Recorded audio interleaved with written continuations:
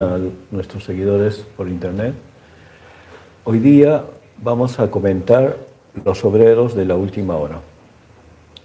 Vamos a ver qué nos dice el espiritismo sobre este tema, esta parábola, y quiénes vendrían a ser los obreros de la última hora. Acá hay una parábola que es sacada del Evangelio y también la tiene el Evangelio según el espiritismo, y vamos a leerla para... Básicamente es el tema de nuestra charla. Dice, ¿no? El reino de los cielos es semejante a un padre de familia que salió de madrugada a fin de contratar obreros para su viña. Y habiendo convenido con los obreros en pagarle a cada uno un denario por día, los envió a su viña. Salió de nuevo hacia la hora tercera del día y al ver a otros que estaban en la plaza sin hacer nada, les dijo: y también vosotros a mi viña, y os daré lo que sea razonable. Y ellos fueron. Salió nuevamente a la hora sexta y a la hora nona del día, e hizo lo mismo. Y al salir una vez más hacia la hora undécima, todavía halló a otros que estaban desocupados, y les dijo: ¿por qué permanecéis aquí el día entero sin trabajar? Se debe, le dijeron ellos, a que nadie nos ha contratado. Él entonces le dijo: id vosotros también a mi viña. Al caer la tarde, el señor de la viña dijo a quien atendía sus negocios: llamad a los obreros y pagadles, comenzando por los últimos y siguiendo hasta los primeros. Vinieron pues los que habían llegado a la viña recién a la hora undécima, y recibió cada uno un denario. Luego vinieron los que habían sido contratados en primer lugar y creyeron que iban a recibir más, pero recibieron solamente un denario cada uno. Y al recibirlo se quejaban ante el padre de familia diciendo: estos últimos han trabajado solo 1 hora y les das tanto como a nosotros, que soportamos el peso del día y el calor. Pero el señor de la viña respondió a cada uno de ellos: amigo, no te hago daño alguno. ¿No conveniste conmigo en recibir un denario por el día? Toma lo que te pertenece y vete. Por mi parte quiero dar a este último tanto como a ti. ¿No me es lícito hacer lo que quiero con lo mío? ¿Tienes mal ojo porque soy bueno? Así los últimos serán los primeros y los primeros serán los últimos, porque muchos son los llamados y pocos los elegidos. Acá esta parábola nos habla sobre un tipo de trabajo espiritual, no cualquier tipo, ¿no? Es un tipo de trabajo para elevar a la humanidad, ¿no? Hacer mejor a las personas, darles una guía moral para que puedan llevar su vida bien. Esta parábola nos habla de los primeros trabajadores, que serían los que vinieron primero, tomando como ejemplo los que crearon las primeras religiones, el judaísmo con Moisés, y de seguro otras tantas que iniciaron trajeron todo el bagaje moral del que habían sido capacitados o instruidos en el plano espiritual. ¿Para qué? Para que pudiera la gente tener una guía, ¿no?, de comportamiento. Estos son los primeros trabajadores. Y estos trabajadores de este tipo de trabajo espiritual, porque de este tipo de trabajo habla la parábola, han seguido trabajando, ¿no? Han seguido trabajando, han renacido desde el plano espiritual para concluir su obra. Han estado renaciendo y de seguro también del otro plano. Han estado constantemente trabajando en su obra. Y pues muy posiblemente y de seguro siguen trabajando por el desarrollo moral de las personas, ¿no? Desde renaciendo para algún trabajo en especial o desde el plano espiritual. Y así también, ¿no? Los trabajadores de la mitad del tiempo serían los apóstoles y todos los seguidores de Jesús. Ellos fueron también llamados y habrán venido, se puede decir, haciendo un símil, más o menos al mediodía. Al mediodía, no, a media jornada. Y también continúan trabajando, otros han continuado trabajando y siguen trabajando, renaciendo desde el plano espiritual en la obra de elevación de la humanidad, ¿no? Y este tipo de trabajo, nosotros tenemos un símbolo en el espiritismo que es la viña con el fruto, que se relaciona, parece que también con esta parábola. El trabajo de la viña, el símbolo de la viña, es el trabajo que hace Dios, de la vid, que hace Dios, ¿no? Donde la planta simboliza la realidad material. El fruto es que está unido a esta realidad material, sería las personas cuando están encarnadas en el cuerpo físico, los espíritus. Ese sería el fruto. Y este fruto, mediante el trabajo, se logra sacar la quinta esencia de esto que se toma como licor. Es la quinta esencia de este trabajo y representa en el mejoramiento de las personas.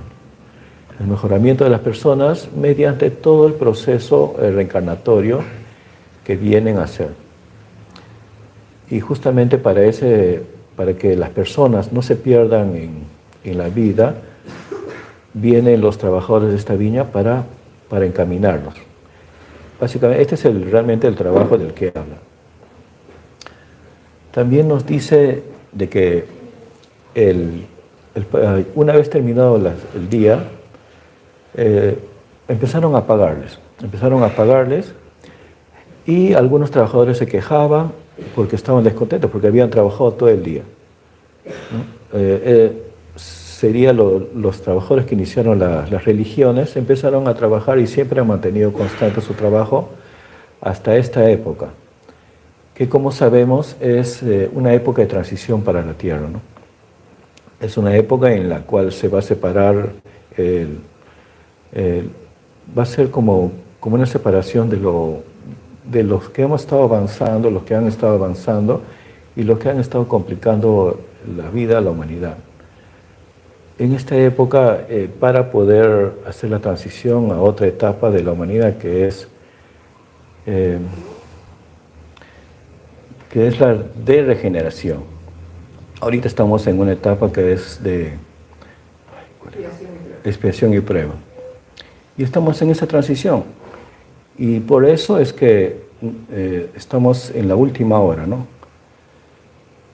Bueno, estos trabajadores de habían empezado, se quejaron porque estaban recibiendo el mismo salario. Esto se entiende porque los trabajadores esperan recibir el fruto de su trabajo, ¿no? Como un campesino, el fruto de su trabajo es su cosecha.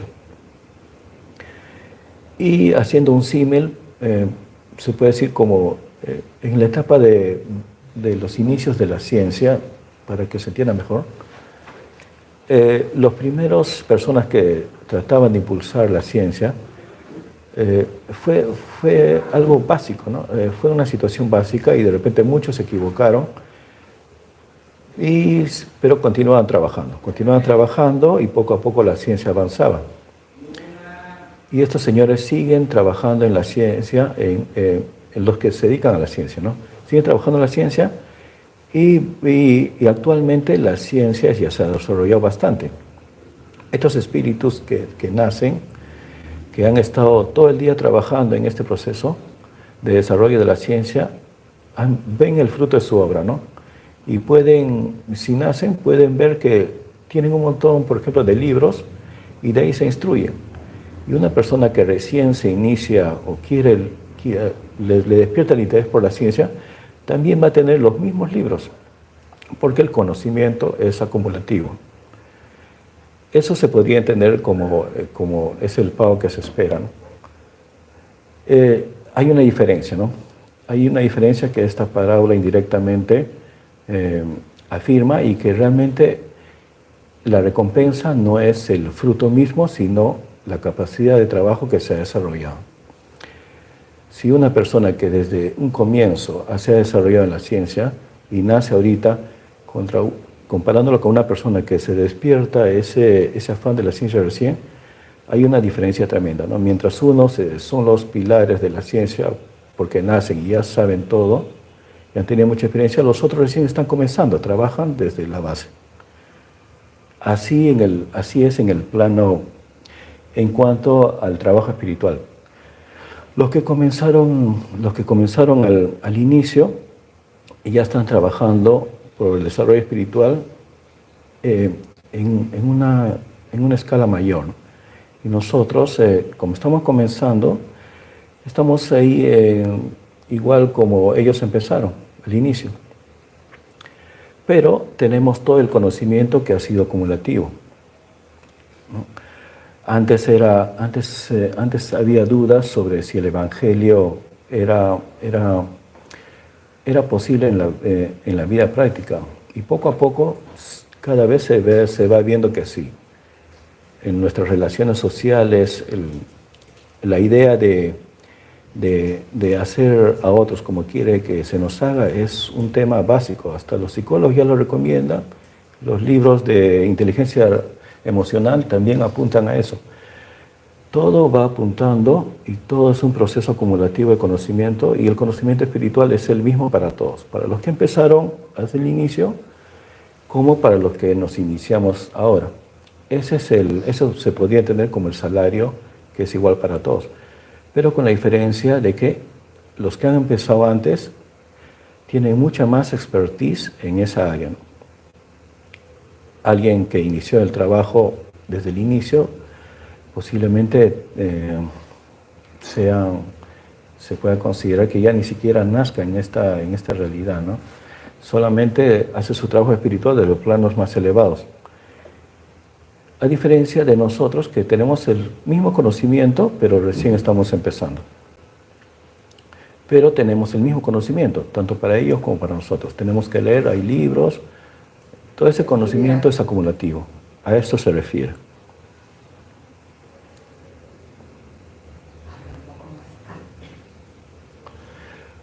Los obreros de la última hora tienen derecho al salario, pero es preciso que su buena voluntad lo haya mantenido a disposición del Señor que habría de emplearlo. Eso es cierto, ¿no? Por ejemplo, si una persona que no se ha dedicado a este trabajo espiritual, a este trabajo para el mejoramiento de las personas, pero sí en sus actividades diarias ha estado siendo en los trabajos que le competían disciplinado, honrado, en cierta forma se ha estado preparando para este tipo de trabajo. A eso se refiere la buena voluntad que expresa. No es así si una persona ha estado haciendo conflictos, problemas, haciendo daño a las personas, y para que sea llamado a este tipo de trabajo, ni siquiera, de seguro es llamado, pero ni siquiera le interesa. Va a seguir en sus cosas. Por eso es que nos dice que para ser llamado hay que estar preparado. En nuestras vidas diarias debemos ser consistentes con lo que decimos. Si nos gusta, predicamos el bien, debemos en nuestra vida diaria, en el momento que nadie nos vea, seguir con eso, ¿no? No ser íntegro en nuestra personalidad. O como se dice en esta parte, ser sincero, ¿no? Con uno mismo uno tiene que ser sincero. Acá nos dice, nos habla sobre otro tipo de persona, que simplemente no quiere hacer el trabajo porque no le da la gana, ¿no? Son las personas que por ejemplo, en vez de cumplir con sus deberes, disfrutan de la vida, y su ocupación es disfrutar de la vida. En el segundo párrafo, ¿no? Tengamos paciencia, el reposo me es grato, cuando suena la última hora será el momento de pensar en el salario de la jornada. ¿Qué necesidad tengo de tomar molestias por un patrón al que desconozco y no estimo? Cuanto más tarde mejor. De eso se habla, ¿no? Si bien no son malos, pero no se dedican a nada constructivo, ¿no? Simplemente su fin es disfrutar. ¿Qué diremos pues de aquel que ¿qué diremos pues de aquel que en vez de permanecer simplemente inactivo, empleó las horas destinadas al trabajo del día en cometer hechos reprensibles? Estas son las que complican la vida de las demás personas, los que van en contra del mejoramiento. De ahí se puede hablar, hay muchos ejemplos, unos más graves que otros, pero estas personas, aunque sean llamadas, ni siquiera van a tener el interés ni la iniciativa de aceptar ese llamado que a todos nos llega. No se escucha. Ponte bien el audífono y habla más fuerte. Ya. Dicen no se escucha. Acá. No, tienes que ponértelo, si no, no. Ese es el micrófono. ¿Así? Es el micrófono. ¿Te has puesto bien? Sí. Te has puesto los dos, ¿ok? Sí, los dos. Póntelos bien y habla más fuerte porque no te están escuchando. Ya. Ok. Acá sí, continúa. ¿Ya está? Sí. Ya está. Bueno, podemos indicar que los trabajadores de la última hora son los espíritas.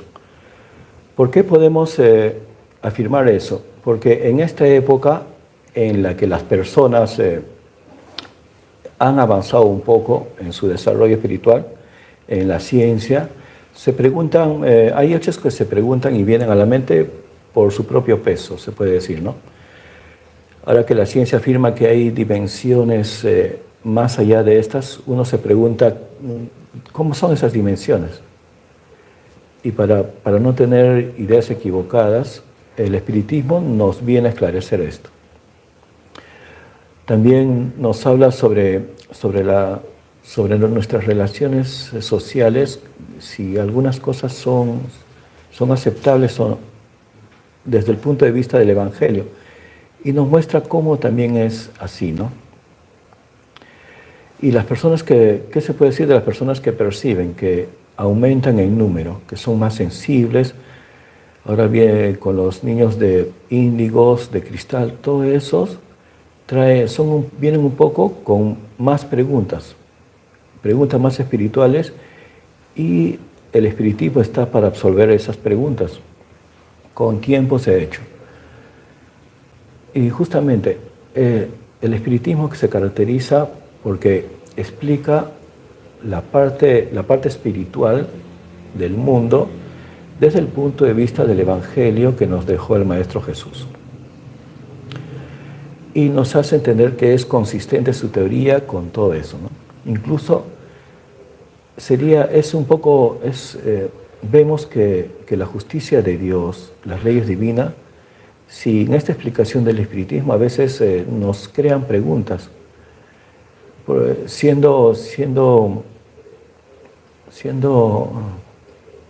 sinceros con nosotros mismos y no negarlos caprichosamente, vemos, a veces nos preguntamos por qué de la justicia de Dios, la cual nos indica en los evangelios que Dios es justo con nosotros, pero vemos tantas injusticias que algunos nacen con todas las posibilidades, ¿no? Y otros nacen en una situación mala, ¿no? Pésima a veces. Si es que es nuestra primera encarnación, como a veces se nos dice. Todo eso nos explica el espiritismo. A veces hay personas que tienen sus testimonios de experiencias cercanas a la muerte. Personas serias, estudiosos, científicos, que a veces escriben libros y dan un cierto punto de vista, ¿no? Ellos también serían parte de estos trabajadores, pero el espiritismo, por sus características especiales de unir el Evangelio de Jesús con esa apertura a este mundo espiritual, esa es la característica del espiritismo. Por eso es adecuado que se promueva en esta época, y viene para esta época, ¿no? La reencarnación, ese bello dogma, eterniza y define la filiación espiritual. El espíritu, llamado a rendir cuentas de su mandato terrenal, comprende la continuidad de la tarea interrumpida, pero siempre reiniciada. Siente que ha tomado del aire el pensamiento de quienes lo precedieron. Vuelve a entrar en la lid, con la madurez de la experiencia para avanzar aún más. Y todos, tanto los obreros de la primera hora como los de la última, conscientes de la profunda justicia de Dios, ya no se quejan, lo adoran. Acá también nos explica, ¿no?, por qué los trabajadores de la primera hora, que continúan trabajando, reencarnando, trabajando desde la vía espiritual, desarrollan esa expertise en el área en que se desenvuelven. Y estos trabajadores ya no trabajan otra vez en las bases de este movimiento, sino ya desde un nivel en la corona, se puede decir, de este proyecto. Y si bien es la misma realidad que han conseguido, ellos están en los trabajos de la primera hora, por haberse dedicado mucho tiempo, están a la cabeza de este movimiento. Muy posiblemente desde el plano espiritual, y algunos renacen para ayudarnos en esto. Y vemos que la teoría de la reencarnación también en esta situación nos esclarece. ¿Por qué los trabajadores, si fuera solo un día de trabajo, y si una persona a sus 17 años se dedica a la vida espiritual todo, y llega a sus 100, ¿por qué va a tener el mismo salario y la misma recompensa espiritual de alguien que en su última hora, en sus últimos momentos, se arrepiente y pide la clemencia de su guía espiritual, del Padre, de quien esté en ese momento? Sería injusto, ¿no? Una persona que trabaja durante 60 años en esto, y una que se arrepiente al último, no es poco entendible de por qué van a tener el mismo salario. Pero esto se refiere a las vidas tras vidas que uno renace, continuando su tarea y mejorando como persona. Pues muy posiblemente desarrollando facultades que otros que han empezado recién no tienen.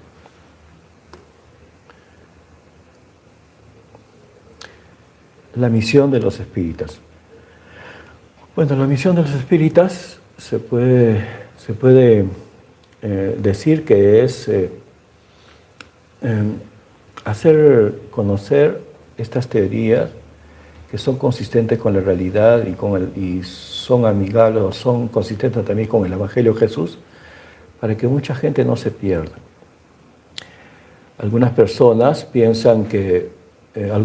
que intentan suicidarse o piensan en el suicidio, piensan que la vida se acaba ahí y no pasa nada, y ahí es el fin de todo. Pero esta teoría, el espiritismo, nos dice que no. Que si esta persona quiso escapar al sufrimiento, en el otro lado, por haberse suicidado, le va a ir peor, va a ser mayor el sufrimiento, y seguramente en su vida siguiente, por el daño que se infligió a sí mismo, va a tener problemas en su cuerpo físico. Se sabe que una persona que se disparó, se asesinó de esa manera, tiene problemas mentales porque dañó su cuerpo físico. Si una persona se ahorcó, tiene problemas en la garganta, en toda su vida, ¿no? Siempre adolece de problemas graves en la garganta. El que se envenenó también tiene muy débil, ¿no? Todas esas consecuencias, esos daños, a veces nos preguntamos por qué la gente nace con mayor salud o que otro. Es porque en nuestra vida anterior no hemos cuidado nuestro cuerpo adecuadamente. Todas estas cosas que a la gente de seguro les haría pensar 2 veces antes de cometer ese delito, porque realmente es un delito hacerse daño a uno mismo. Es lo que nos esclarece el espiritismo, que otras teorías no lo hacen. Acá vamos a ver qué se pregunta. Si entre los convocados al espiritismo muchos se han desviado, ¿mediante cuáles señales reconoceremos a los que están en el camino del bien? Acá, los que trabajan en el espiritismo sabemos que muchas personas fallan en este camino. Incluso hay una película de Nuestro Hogar 2 en la que el medium falla terriblemente. Y eso no es algo aislado, pasa mucho y el espiritismo, consciente de eso, nos responde cómo reconocer. Los reconoceremos porque enseñan y ponen en práctica los principios de la verdadera caridad. Los reconoceréis por la cantidad de afligidos a los que brinda consuelo, por su amor al prójimo, su abnegación, su desinterés personal. Los reconoceréis, en definitiva, por el triunfo de sus principios, pues Dios quiere que su ley triunfe. Los que siguen su ley son los elegidos y Él les dará la victoria. En cambio, destruirá a los que falsean el espíritu de esa ley para convertirla en un peldaño que les permita satisfacer su vanidad y su ambición. Acá cabe aclarar que Dios no castiga, sino que simplemente las leyes hacen que encajen y cuando nos desviamos de las leyes, suframos. No es que haya una persona que nos va a castigar. En el cielo nadie castiga, simplemente nuestra vibración nos coloca en determinada situación del plano espiritual que o nos hace, estamos en una situación de sufrimiento o de felicidad, dependiendo de cómo nos hayamos comportado en la tierra.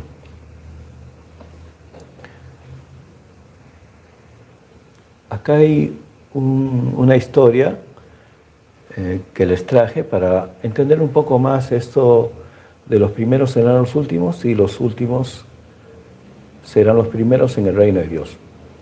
Es una parábola de 7 minutos, es una historia bastante bonita, espero que les guste. Parábola del siervo. En la línea divisoria en que se encuentran las regiones de la tierra y del cielo, noble espíritu, exhibiendo blanca túnica, solicitaba permiso, solicitando por la divina ascensión. Guardaba la pureza exterior de un lirio sublime, hablaba dulcemente como si una arpa melodiosa le habitase las entrañas y mostraba en los ojos la ansiedad y la timidez del pajarillo sediento de primavera. El ángel del pórtico oyó su requerimiento con atención y, admirándole la blancura del vestido, lo condujo a la balanza de precisión para observarle el peso vibratorio. Con todo, el valioso instrumento fue contra él. La realidad interna del candidato no correspondía a la brillante indumentaria. Frente a las lágrimas tristes que le vertían de los ojos, el funcionario divino lo exhortó: optimista, desciende a la tierra y planta el amor cada día. La cosecha de la caridad te dará íntima luz, asegurándote la elevación. El espíritu hambriento de gloria celestial renació entre los hombres y, siempre cauteloso en la propia presentación, se premunió de una enorme casa, adquirida al precio de inteligencia y trabajo, y comenzó a hacer el bien por intermedio de las manos que lo servían. Numerosos criados eran movilizados por él, en la extensión de la bondad, aquí y allá. Esparcía alimentación y regalo, alivio y remedio, a través de largas zonas del país, explotando con felicidad los negocios materiales que le garantizaban preciosa renta. Después de casi un siglo, retornó a la justiciera aduana, traía la ropa más blanca, más linda, ansiaba subir a las esferas superiores, pero, ajustado a la balanza, con tristeza verificó que el peso no se había alterado. El ángel lo abrazó y explicó: por tu loable comportamiento, al lado de las posesiones humanas, conquistaste la posición de proveedor y, por eso, tu forma es hoy más bella. Entre tanto, para que adquieras el clima necesario para la vida en el cielo, es indispensable que regreses al mundo, plantando en él las bendiciones del amor. El espíritu, aunque desencantado, volvió al círculo terrenal. Todavía, preocupado con la opinión de los contemporáneos, se hizo hábil político, extendiendo el bien por todos los canales y recursos a su alcance. Movilizó inmensas donaciones construyendo avenidas y escuelas, estimulando artes e industrias, ayudando a millares de personas necesitadas. Casi un siglo se agotó sobre las nuevas actividades, cuando la muerte lo recondujo a la conocida frontera. Traía él una túnica de belleza admirable, pero, llevado a examen, la misma balanza se le reveló desfavorable. El fiscal amigo le dirigió una mirada de simpatía y dijo, bondadoso, trajiste ahora el título de administrador y, en razón de eso, tu frente se aureoló de vigorosa altivez. Para que asciendas, sin embargo, es imprescindible que retornes a la carne para la jornada del amor. No obstante, torturado, el amigo del cielo reencarnó en el plano físico, y, hondamente interesado en preservarse, reunió millones de monedas para hacer el bien. Extensamente rico de patrimonios transitorios, asalarió a empleados diversos que lo representaban junto a los infelices, distribuyendo a manos llenas socorro y consolación. Bendecido por muchos, después de casi un siglo de trabajo, volvió a la larga barrera. El donante saludó su presencia venerable, porque del ropaje augusto surgían nuevos destellos. A pesar de todo, aún ahí, después de larga interrogación, los resultados le fueron adversos. No consiguiera las condiciones necesarias para el santo propósito. Deshecho en lágrimas, oyó al abnegado compañero, que le informó, servicial, adquiriste el galardón de bienhechor, que te asegura la insignia de los grandes trabajadores de la tierra. Mas, para que te eleves al cielo, es imperioso que vuelvas al plano carnal y siembres el amor. Bañado en llanto, el aspirante a la morada divina resurgió en el cuerpo denso y, despreocupado de cualquier protección de sí mismo, colocó sus propias manos en el servicio a los semejantes. Capaz de poseer, renunció a las ventajas de la posesión, e inducido a guardar consigo las riendas del poder, prefirió la obediencia para ser útil y, aunque muchas veces mimado por la fortuna, de ella se desprendió en beneficio de los otros, sin atarle a las ansias del corazón. Ejemplificó el bien puro, sosegó aflicciones y lavó llagas atroces. Entró en contacto con los seres más infelices de la tierra, iluminó caminos oscuros, levantó caídos en las calles, se inclinó sobre el mal, socorriendo a sus víctimas, en nombre de la virtud. Paralizó los impulsos del crimen, apagando las discordias y disipando las tinieblas. Pero la calumnia lo cubrió de polvo y ceniza, y la perversidad, embistiendo contra él, le rasgó la carne con el estilete de la ingratitud. Después de mucho tiempo, él aquí y de regreso al sitio divino, no pasaba, sin embargo, de miserable mendigo, encharcándose de sangre y lodo, amargura y desilusión. Ay de mí, sollozó junto al vigilante de la gran puerta. Si otras veces, vistiendo nobles trajes, no conseguí una respuesta favorable a mi sueño, ¿qué será de mí ahora, cubierto de barro vil? El guardia lo abrazó enternecido, y lo condujo al sondeo habitual. Entretanto, oh sorpresa maravillosa, la vieja balanza, movilizando el fiel con suavidad, le reveló sublime liviandad. Extático, entre risa y llanto, el recién llegado de la esfera humana se sintió tomado en los brazos del ángel amigo, que le decía, feliz, bienaventurado seas tú, mi hermano. Conquistaste el título de siervo. Puedes ahora atravesar el límite dirigiéndote a la vida superior. Sucio y tambaleante, el interpelado caminó hacia el frente, pero, alcanzando el preciso lugar en que comenzaba la claridad celeste, desapareció el fango que lo recubría, desagradable, y cayeron de su epidermis llagada las pústulas dolorosas. Como por encanto, surgió vestido en una túnica de estrellas y, obedeciendo al llamado íntimo, se elevó a la gloria del firmamento, coronado de luz. Bueno, acá en esta parábola nos esclarece un poco por qué los últimos son los primeros y los primeros son los últimos. Vemos que en una encarnación donde este espíritu quería alcanzar las alturas espirituales. En su vida social fue un proveedor, fue alguien respetado, que tenía muchos bienes, muchos sirvientes, y hacía sus buenas obras, pero mandando a los demás para que ellos lo hicieran.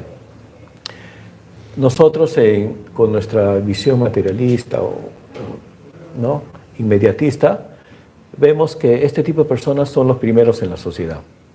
Pero ¿qué pasa con estas personas cuando llegan al plano espiritual? Que si bien son respetables en la sociedad, todavía vemos que en el plano espiritual les falta para acceder a estos niveles que él quiere.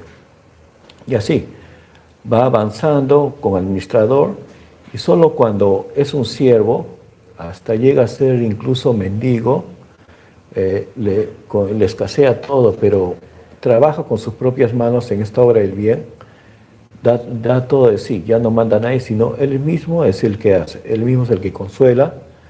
En esta situación, aunque es menospreciado por la sociedad, son los últimos de la sociedad, en el plano espiritual es diferente, ¿no? Ahí vemos que consigue su paso al cielo. ¿Por qué? Porque ya sus propias fuerzas son las que están obrando. No es que manda, administra y dice, llévale comida a este hombre, sino él mismo da de su tiempo, de su esfuerzo, de su trabajo, de él mismo, de ese trabajo espiritual que hay que hacer para ayudar a los demás. Y eso es lo que se puede decir por eso gana el título de siervo, ¿no? Se olvida de sí mismo y trabaja él mismo en ayudar a otros, ¿no? Sirviendo a otros. Eso es lo que podemos sacar de esta parábola. Y estos tipos de personajes son los que ascienden a cielos más elevados, que se puede decir, ¿no? A niveles más elevados en el plano espiritual. Bueno, gracias. Si hay alguna pregunta, me gustaría ayudarlos a esclarecerlos. Si no, eso sería todo.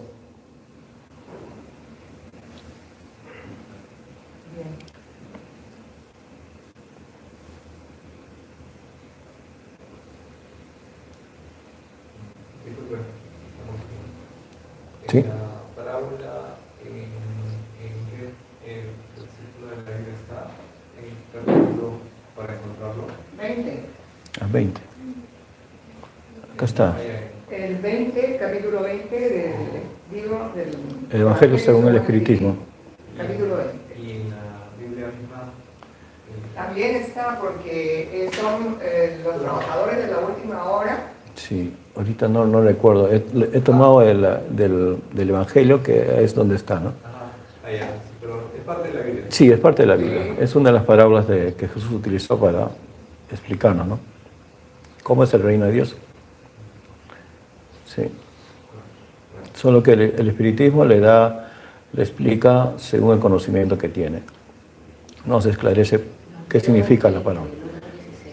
Mateo 20, del 1